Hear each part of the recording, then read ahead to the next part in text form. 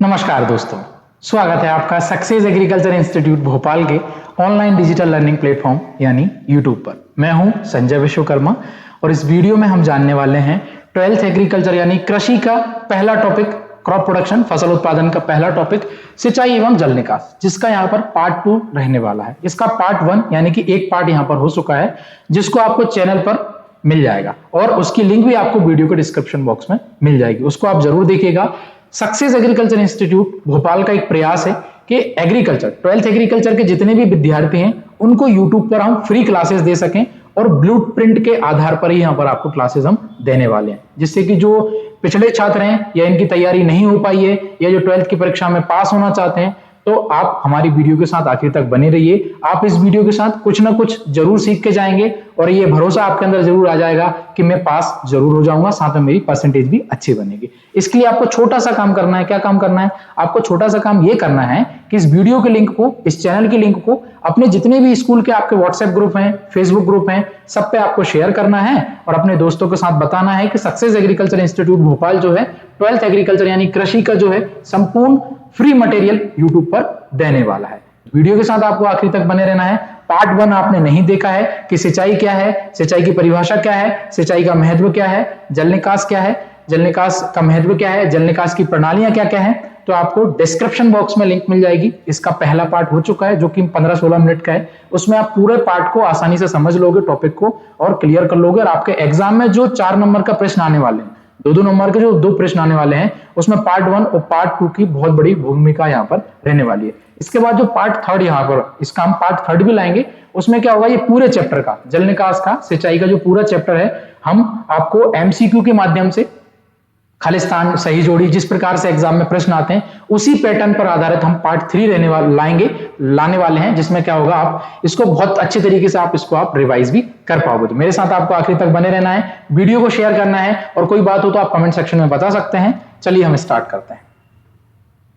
पहला है जल निकास। जल निकास हमने जान लिया था। जल निकास की परिभाषा पूछता है तो क्या होता है, खेत से अनावश्यक पानी को बाहर निकालना, यानी कि एक्स्ट्रा जो पानी है उसको खेत से हम बाहर निकाल रहे हैं, उसी को हम जल निकास कर रहे हैं। जल निकास के महत्व भी हमने जान लिए थे। जल निकास की प्रणाली हमने जान ली थी। 3 प्रकार की जल निकास की प्रणालियां होती हैं, प्राकृतिक प्रणाली, ग्रिडी-रोन प्रणाली और हेरिंगबोन प्रणाली। ये पार्ट 1 में हम चर्चा कर चुके हैं। अब हम आगे बात करेंगे जल निकास की कौन कौन सी विधियां हो सकती हैं। मेथड ऑफ ड्रेनेज की अगर हम बात करेंगे तो सबसे पहले जो है, जल निकास की सभी विधियों को मुख्यतः 2 भागों में बांटा गया है। 2 भाग कौन कौन से हैं तो यहां पर हम जानेंगे। 2 भाग में पहला जो हमारा भाग होगा वो होगा सतही जल निकास, मतलब ऐसा जल निकास जो मृदा की सतह पर ही आप जल निकास करने वाले हो। और दूसरा होता है भूमिगत, मतलब खेत के अंदर या तो आपने पाइप डाल दिए, ठीक है, खेत के अंदर जमीन के ऊपरी सतह से नीचे आपने नाली खोद के उस प्रकार से आप जब पानी निकालोगे तो उसको हम बोल देंगे भूमिगत या फिर अधोसतही विधियां। पार्ट 1 की अगर बात करें यानी कि सतही जल निकास की विधि की अगर हम यहां पर बात करेंगे तो यहां पर क्या हो रहा है कि इस विधि में मृदा की ऊपरी पृष्ठ पर, मतलब कि ऊपरी सतह पर 1 फीट या 30 सेंटीमीटर गहरी खुली नाली बनाते हैं जिससे जल निकास किया जाता है। ठीक है, ये ऊपर से चौड़ी होती है और नीचे से क्या होती है, सकरी होती है। कहने का मतलब क्या है, इसका आकार और जान लो। इसका आकार किस प्रकार का रहेगा, इसका आकार होगा वी शेप का। ठीक है, इसका आकार कैसा रहेगा, इसका आकार होगा वी शेप का। इस प्रकार इसका आकार रहेगा।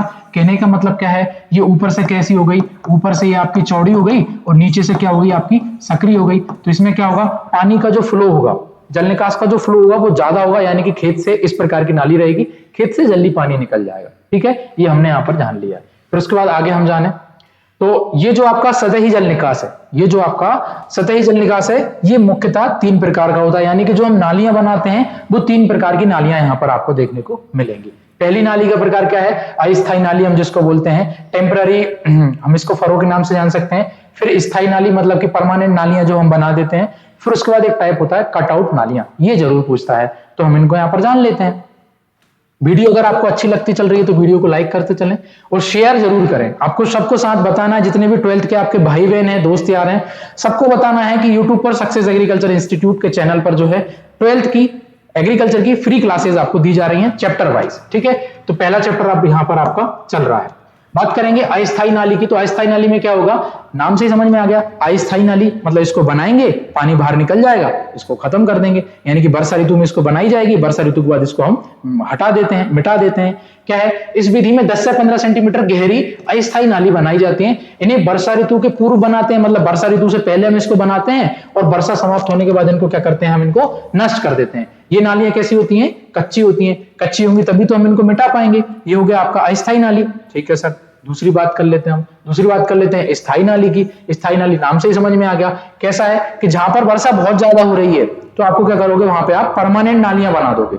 ठीक है, कुछ खेत का इलाका आपका यहाँ पर कम तो हो जाएगा, लेकिन क्या होगा, आप नालियां परमानेंट बना दोगे तो फिर आपका जो जल निकास की समस्या है वो आपका परमानेंट उसका समाधान हो गया। क्या है, यहाँ पर ऐसे क्षेत्र जहां पर अधिक वर्षा के समय या अधिक वर्षा के समय यहाँ पर जल निकास को नियमित समस्या बनी रहती है, यानी कि ऐसे क्षेत्र जहां पर वर्षा बहुत ज्यादा होती है तो वहां पर आप क्या करते हैं, परमानेंट आपने नालियां बना दी। ठीक है सर, वहां पर आप नालियां किससे बनाओगे, वहां के पत्थर का आपने यूज कर लिया, उसके द्वारा आपने क्या किया, परमानेंट नालियां बना दी, जिसके कारण क्या होगा, कुछ कृषियों के क्षेत्रफल कम हो जाएगा। कहने का मतलब क्या है, कहने का मतलब ये है कि आपका खेत है, अब यहाँ पर आपको वर्षा ज्यादा देखने को मिल रही है तो आपने यहाँ पर कुछ ऐसे प्रकार की नालियां बना दी, तो ये जो नालियां हैं इनका कुछ भाग जो परमानेंट रहेगा, इससे आपके खेत का कुछ कृषि योग्य क्षेत्रफल जो है वो कम हो जाएगा। तो कोई दिक्कत नहीं है, हम परमानेंट नाली भी तो बना दी, उसका समाधान भी तो देख लिया। ठीक है, ठीक है सर, तो दो मैंने याद कर ली, किसकी, सतही सिंचाई, सतही जल निकास, सॉरी सतही जल निकास की जो है नालियों को हमने दो जान लिया, अस्थायी नाली और स्थायी नाली। अब तीसरा क्या प्रकार है, तीसरा प्रकार है कटआउट नाली। कटआउट नालियां क्या होती हैं, कटआउट नालियों की समस्या वहां पर देखने को मिलती है जहां पर क्या होता है, नहर के आसपास का जो इलाका होता है, जहां पर नहर से सिंचाई की जाती है तो वहां पर ये समस्या देखने को मिलती है।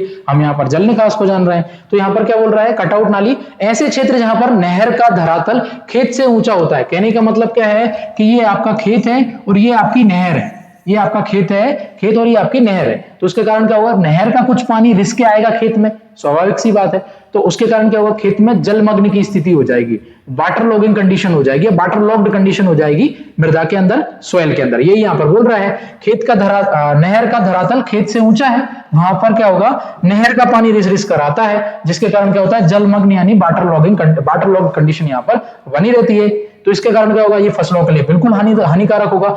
इसलिए क्या होगा, अतिरिक्त जल, जी हाँ, अतिरिक्त जल को निकालने के लिए हम क्या करेंगे, 1 से 1.5 मीटर चौड़ी, 1 से 1.5 मीटर चौड़ी और 1 मीटर गहरी, फिर से बता रहा हूं, 1 से 1.5 मीटर चौड़ी और 1 मीटर गहरी हम नाली बना देंगे, जिसके कारण क्या होगा, ये जो नहर का पानी है और जो खेत में जो भर रहा है उसके कारण क्या होगा, ये जो नाली मैंने बना दी है, ये जो नाली मैंने बना दी है, तो पानी रिस्क किस में रहेगा, केवल नाली में रहेगा, खेत में वाटर लॉगिंग कंडीशन नहीं होगी। ठीक है, तो हमने कटआउट नाली के बारे में जान लिया, बातों बातों में हमने इसको कंप्लीट कर लिया। जल निकास की विधि में सतही जल निकास की विधि को हमने कंप्लीट कर लिया है, जिसमें 3 प्रकार की नालियां हम पढ़ रहे थे। ठीक है, सेकंड भूमिगत या अधोसतही विधि है।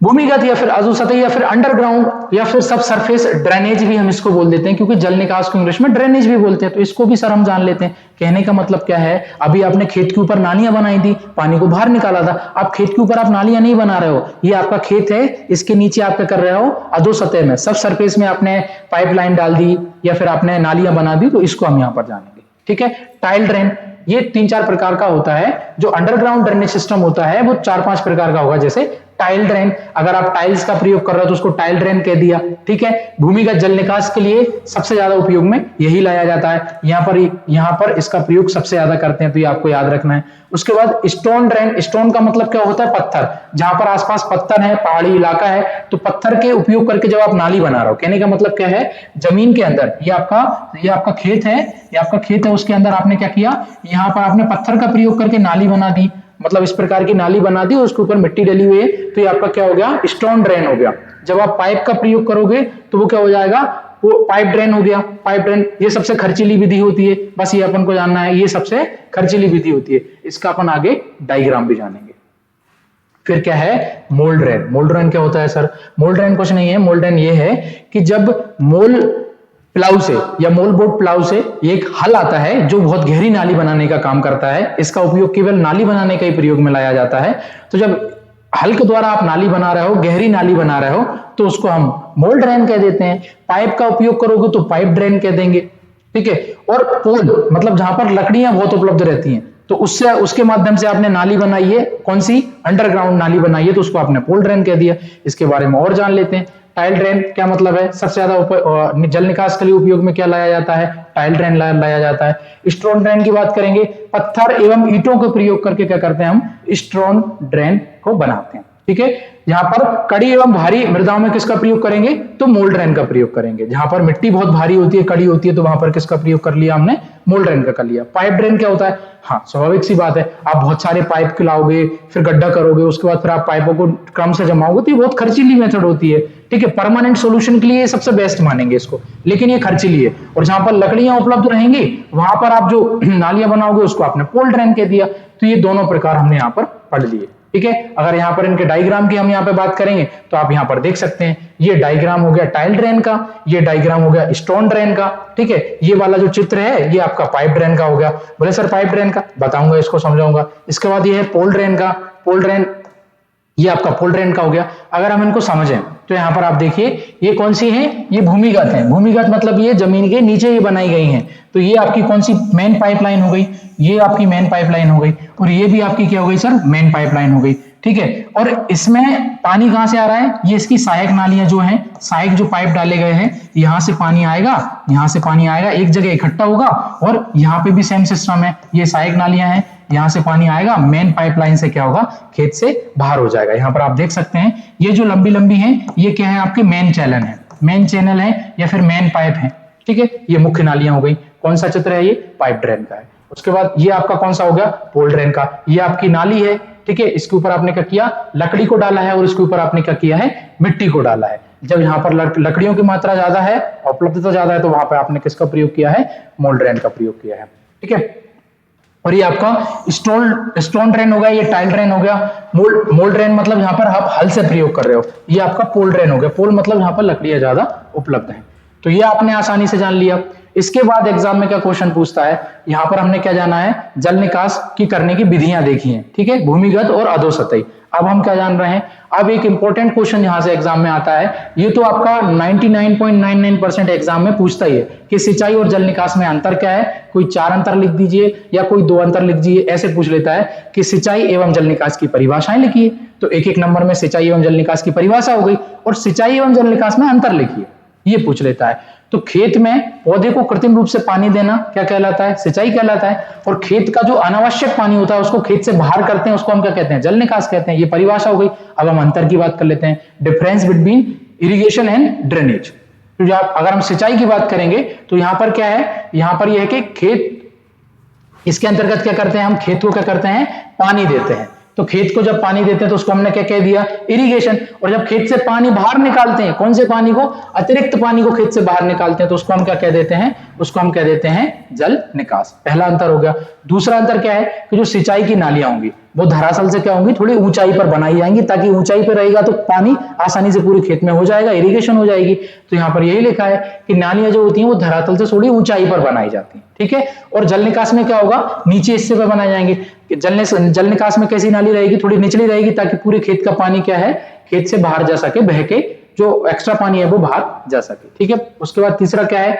कि जो सिंचाई की नालियां होती हैं उनको जब भी आप पानी दोगे तो उनकी आपको आवश्यकता पड़ेगी। कहने का मतलब क्या है? कि ये जो है पूरे वर्ष भर यहाँ पर सिंचाई की जो नालियां हैं उनकी आवश्यकता पड़ती है। लेकिन जल निकास की केवल जब वर्षा ऋतु रहती है या जब पानी भरा रहता है उसी टाइम आवश्यकता होती है। तो इनकी आवश्यकता क्या होती है? बरसात के मौसम में या फिर वर्षा ऋतु के आसपास इनकी आवश्यकता होती है। ठीक है, फिर उसके बाद क्या है? इन नालियों का पानी अन्य कार्यों के लिए भी आप उपयोग कर सकते हैं। बिल्कुल, जो नालियों का पानी है उनको अन्य कार्यों के लिए भी आप उपयोग कर सकते हो। लेकिन क्या है? जो वर्षा जल निकास वाला जो नाली है उसका प्रयोग आप अन्य कार्यों में उपयोग में आप नहीं ले सकते हो। ठीक है, फिर उसके बाद क्या होता है? सिंचाई से क्या होता है? मृदा के अंदर क्या होता है? जो जल स्तर क्या होता है? वो बढ़ता है। ठीक है, ऊपर उठता है। और जल निकास से क्या होता है? जल स्तर नीचे होता है। बिल्कुल, तो ये हमने सिंचाई और जल निकास के बारे में जान लिया, इंपॉर्टेंट है। ठीक है, उसके बाद इस वीडियो में मैं आपको क्या बताना चाह रहा हूं कि वीडियो बहुत कम समय की थी, और उम्मीद करता हूं अगर आप मेरे साथ यहां तक बने रहे हैं, लास्ट तक अगर आपने इस वीडियो को देखा है तो आपने बहुत कुछ सीखा होगा, और कहीं ना कहीं आपको एक आत्मविश्वास भी आया होगा कि जी मैं 12th की परीक्षा में पास भी होऊंगा और अच्छे परसेंटेज भी लाऊंगा। ये पार्ट सेकंड था। पार्ट 1 की लिंक आपको डिस्क्रिप्शन बॉक्स में मिल जाएगी, या फिर आप चैनल पर सर्च करके पार्ट 1 को जरूर देखिएगा। पार्ट 1 पार्ट 2 दोनों को अपने दोस्तों के साथ आपको शेयर करना है। अब पार्ट 3 की अगर हम बात करेंगे तो पार्ट 3 में क्या करेंगे, पार्ट 3 में जो सिंचाई एवं जल निकास के जितने भी ऑब्जेक्टिव क्वेश्चन रहेंगे और जितने भी प्रश्न जो कि एग्जाम में पूछे जाते हैं उसी के आधार पर हम पार्ट 3 को लेने वाले हैं।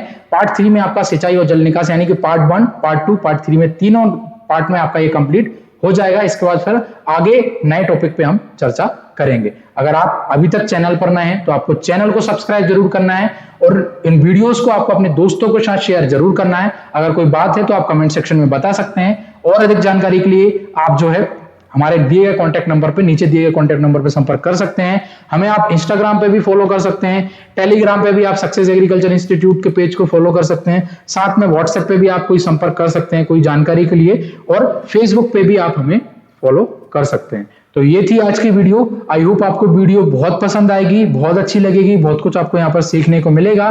मिलते हैं किसी और वीडियो में, तब तक के लिए जय हिंद जय भारत।